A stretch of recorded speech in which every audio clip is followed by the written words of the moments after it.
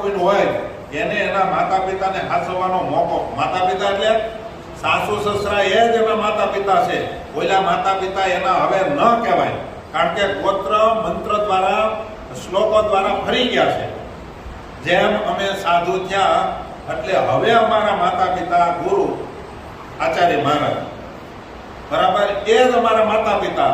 હવે પછી અમે અમારા મા બાપનું હરખું કરીએ અહીંયા રહ્યા આચાર્યને ઘરમાંથી ક્યાંય અને પોતાના ભાઈઓને મમ્મી પપ્પાને ગાડીમાં બધે ટેકો કરીએ, હેલ્પ કરીએ તો ઉલટા નારી જેવો કહેવાય સાધુ હજે.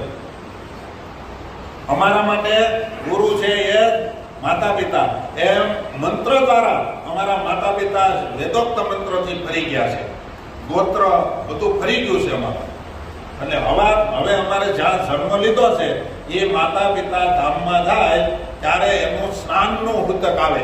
એટલું સ્નાનનું હુતક આવે.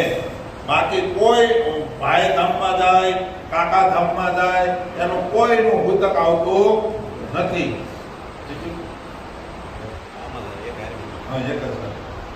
એટલે એ હકીકતમાં એ જ એના માતા પિતા કહેવાય. એને પછી ત્રીજે ક્યાંય એને માથું મરાય નહીં. નારીને માટે એના સાસુ સસરા છે એ એના માતા પિતા છે. તો જેના બહુ જન્મના પુણ્ય હોય ને એને ભગવાનની સેવાનો મોકો મળે, અથવા તો માતા પિતા એટલે કે સાસુ સસરાની સેવાનો મોકો મળે, બીજાને ન મળે.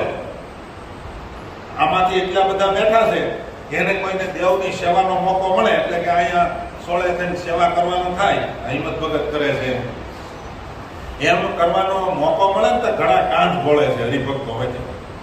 ઈ મારાથી આમ કોઈ તો ઓટલા તોડતો હોય, કાંઈ કામ ન કરતો હોય, કળીના બે કટકા ન કરતો હોય, ગામડે હોય તો ગામડે નકરા ઓટા તોડે, પણ મંદિરની સેવા કરવાનું આવે ને કેમ કે અમારા ગામમાં કોઈ હવે પૂજારી નથી, કોઈ થાળ ધરવા વાળું નથી, તો તમે શું કામના કામના છો? કે દાણીઓ મળે તો જ સેવા કરાવાય. આમાં હાથ ઊંચો કરો, કોકને સેવાનો મોકો મળે તો હું માનો છો? કોને સેવા કરવી છે? સેવા કોને કરવી છે? તો હું સાંભળો બધું.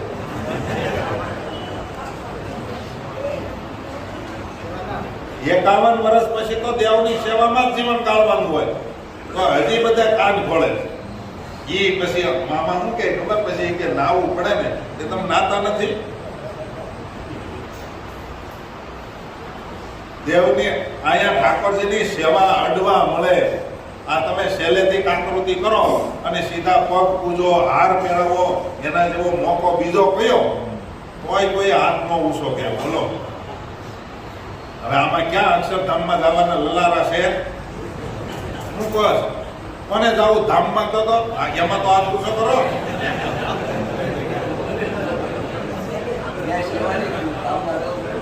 ત્યાં તમને કઈ પાટલે બેહારે પૂછશે જમાડશે નહીં કાંઈ. હે આ તમારા ટ્રસ્ટીઓને હોય ના કરવાનું હોય. હા, નહીં તો ટ્રસ્ટી ને તરફ પોટ ખુલ્લા લઈને જ આટા મારે. આ બધે જાય છે એટલે કહું. હા, અહીંયા એકના ટ્રસ્ટીની વાત નથી, બધે ટ્રસ્ટી પોટ ખુલ્લા લઈને જ આટા મારે. બાકી છે એમ કીધું હોય 16 થઈને મંદિરમાં કોઈ આરતી ઉતારે એમ નથી, તમારે કરવાની. તો કે કોકને કોને ફોન કરો નહીં એટલે તમે શું કામ ના? આ તો ખોટું. સેવક જ કહેવાય. ટ્રસ્ટી એટલે મેન નોકર આ છે. પછી નોકર બીજાને કામ સોંપે એટલે ભગવાનના નોકરો. એ ભગવાનના મેન નોકર એ 5-7 જણા જે નક્કી કર્યા હોય એ પછી એ બીજાને 5 જણાને નક્કી કરી નાખે કે તમે આનું સેવા કરજો, એટલું જરૂર છે. એ બીજાને હેલ્પમાં લે. બાકી હકીકતમાં એને કરવાનું હોય. આ મોટી ઉંમરના બધા છે. જો કોઈને એમ કીધું હોય કે આ નવા વર્ષોમાં અહીંયા થોડીક સેવાની જરૂર છે તો એ નહીં રહે. બહાર અહીંયા બાકડા નાખ્યા છે ને એટલે આંબા હેઠે ત્યાં બે કૂતરું નીકળે એટલે હટ હટ કરે. અહીંયા નો બે બોલો.